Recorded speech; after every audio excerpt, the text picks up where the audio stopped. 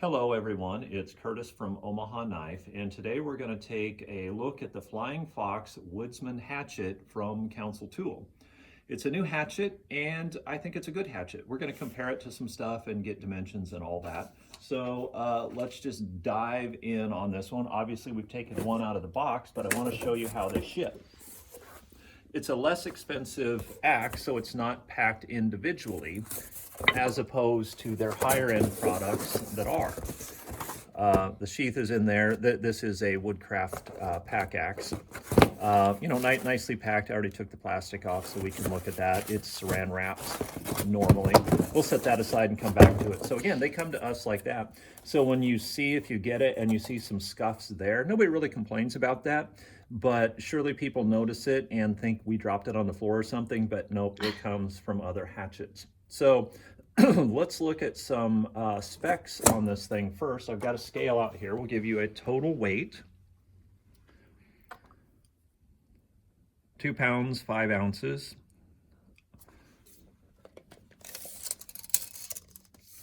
Total length is what, 15.5. So this would have been a 16-inch handle, presumably, when they started, because you like a 2x4, you wind up with a little bit less when it's finished. Total length there, 6 3/8. Cutting edge, what, 3 3/4. Let's take a look at the top. So nice thin profile. Something else that you've probably noticed, you can see the heat treat there. It's heat treated on the back side as well, so you can pound most things with this hatchet and get away with it. Now you may wonder, I've wondered this, and I ask, why not just heat treat the whole thing? Apparently when you heat treat the whole thing, you're at risk of breaking it in this area where it's thin, where the eye goes through. Apparently that's why they don't heat treat the whole thing. So let's compare this to some other stuff, and Ann, if I forget anything important, butt in like you do when the camera's off. Will do. That was a joke, by the way. All right, so the Camp Carver, these are similar size pieces, but not, we need to talk about price. We'll come back to that in a sec. Similar size, but not similar price. The Camp Carver is also heat treated on, we'll call it the hammer side, the pole, but to hammer with, they're very, very similar. So the new one is in the sport utility line at $45 compared to, and do you know off the top of your head? $143. $143. This is a great piece. We've messed with it, the Camp Carver. This one I've not messed with. We just got them in today, so wanted to show people. Now, one thing about the handle on the new axe, it is, I thought it was thicker. I don't know, when I compare, it's not as much as I first thought. They're not the same handle, not the same grade of wood. And since I said grade of wood, we'll talk about that real brief. The grade of a handle, you'll see them advertised as an A grade or a C grade. That's actually the grade of the wood the handle's made from. So sometimes you get some fantastic handles in a C grade, and sometimes you get some not so pretty handles from an A grade. So again, it's the chunk of wood it's made from, the grading of that piece of wood. So the Flying Fox, now this particular one, people like the straight grain. Now we've mentioned before, the straight grain is, the importance is exaggerated in the minds of a lot of people and on the internet as a whole, but it does look pretty cool. So I like it. I like lines like that.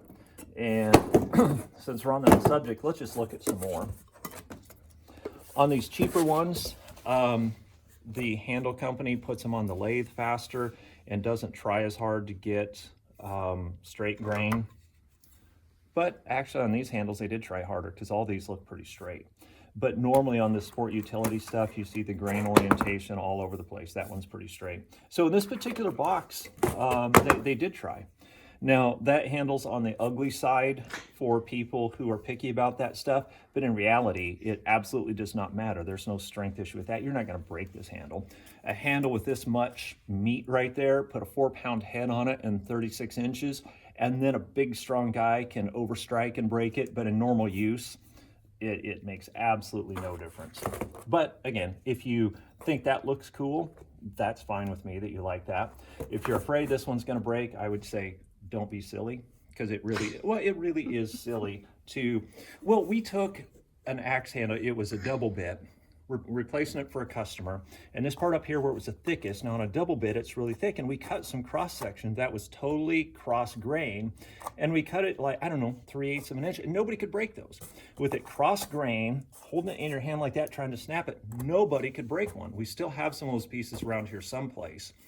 And I want to make a separate video doing that stuff. And I have somebody that I think could break it, a weightlifter dude. But I want to have a bunch of people try and then take it to the weightlifter guy just to make a point that we're not talking pine.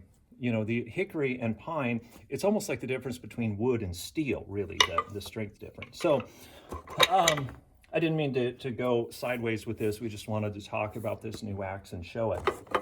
Did I get all the important details before we start comparing it size-wise to some other stuff? What about this warning label? Okay. California passed law, anything that could cause cancer has to be labeled. So basically, manufacturers like Council Tool, they don't want to be sued, so they just label everything. It's just a liability protection. It's dumb. It's just dumb. So, but anyway, so you see that label lot, don't think anything of it because of the way that law was written. It does not help you at all. So size-wise, let's compare it to some other stuff. Because this is a hatchet. Now, one thing, me personally, this is not going to be what appeals to me. We'll go back to weight. You can see from my arms that I'm not that strong of a guy, not that big of a guy. So I don't like something that's really head-heavy. And this is kind of head-heavy. So we're going to take the Kemp carver and put it on the scale. It is 2 pounds, and back here I think it was 2.5, right? So 2.5 1/4 on the same length of handle, right? So it's just a heavier head. It's not terrible, I don't hate it, but I would rather have this, would absolutely rather have this. But I'm wimpy enough that I would actually rather have this. This is the belt hatchet, the velvet cut belt hatchet that is 1.5 pounds. Or the, did I set out a wildlife hatchet? Yeah, here's a wildlife hatchet, probably about the same as that belt hatchet. Yeah, and actually a little less because the sheath. So when you're not that strong, you don't want the torque on your wrist, your forearms aren't that strong, whatever, you're not gonna like this new hatchet. If you're a big, strong guy, you're gonna love it. So whichever you are, take the note accordingly. Size, this one, it's in the sport utility line. It's a Hudson Bay head. Let's overlay, try to get you a good shot. So it's a little bit longer, a couple inches longer, but it's a heavier head, I assume. Let's go to the scale so we know for sure. So again, this was 2.5. Oh, switch it to grams, hold on.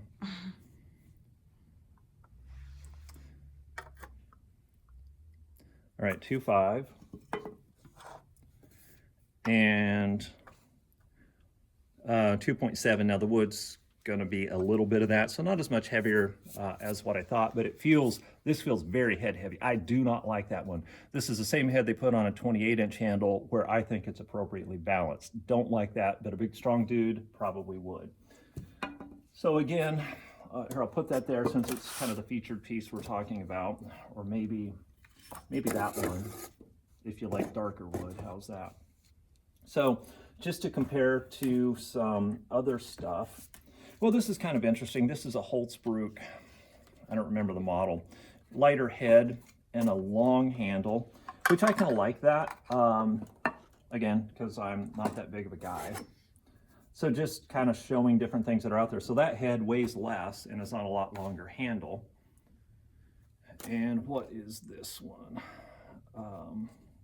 Yeah, I don't have my glass on, can't read the tag. So this is a Hults in the size range of small forest axe, but a heavier head.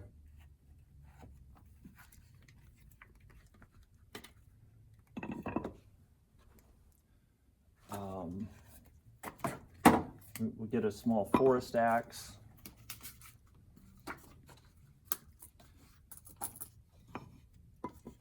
We'll do weight on small forest axe comparison. So This head probably weighs that or a little less, and the handle's longer, so you know what I'm gonna say, I'll take that, but some people would prefer the other. But let's get back on the scale. And 2.5. Now you notice it varies a little bit. It's probably a little bit how I'm holding it, but also this log is not entirely level, but by weighing it each time, it gives us a balance. So yeah, so longer handle and less weight in the small forest axe. So I think I've beat that point enough. So we'll drop it there. Is there anything else we need to know? We talked about the heat treated pole. By the way, on the Gransfors, none of them are heat treated except on the pole, on the hammer side. Except for the splitting axes, which are quite wide. You can drive your wooden tent stakes or aluminum tent stakes with the backside, but you can pound a lot more with these Council Tool. Now the Sport Utility series from Council Tool, cheaper stuff, the C-grade wood that I mentioned, it's different steel than they use in their premium. It's still good steel. I've got one of these, a boy's axe in the series that I use at home a lot, and I may have mentioned this in another video. I took one home that had an especially ugly handle, and somebody kind of freaked out on, you know, the handle being bad, gonna break and all that. And it was, depending on how you looked at it, was either really cool looking or really ugly. And I knew other people were not gonna like it. I just took it home. I've been using it for a year. The edge retention is good on it, and of course the handle is held up. Is there anything else we need to say about the, price, did we touch on that? 45 on this. $45. Does not come with a sheath. At the moment, we don't have an optional sheath for it. They're saying that the small. Oh, okay, well, let's sheath check. that's on there. That's why I have Ann here to help. So their small sheath, yeah, it works. It's not a wonderful fit, but there's no real problem with it. You just have the slack down there. So in the short term, that's a solution. If you work with kydex or leather, that's an even better solution. I sometimes on my axes will buy the Council Tool or the Gransfors sheaths, and sometimes I make my own. So it just depends. I think we've hit on everything. Something that we always forget to do is look down the knife counter as we mention our website and Instagram and all that. OmahaKnife.com, and we'd like to have you come and visit the store if you're traveling. If you're driving across the country on I-80, we're not very much out of your way to stop in and look at our axes and knives. We keep things updated on Instagram and Facebook. Just look for Omaha Knife on both of those. We're here Monday through Friday, 10:30 to 5:30, Saturday 10:30 to 2. So Izzy had some things removed. That's why she's wearing pajamas, and she kept licking her stitches on her leg. She wouldn't do the cone. She would freak out. It was a game. I mean, she wasn't afraid of it. It was a game she would play. So we wound up getting her pajamas, and she does tolerate that. So you can see Izzy, she's the official grader here. And I think that's all we have for you today. Thanks for watching our video, and we'll talk to you another time.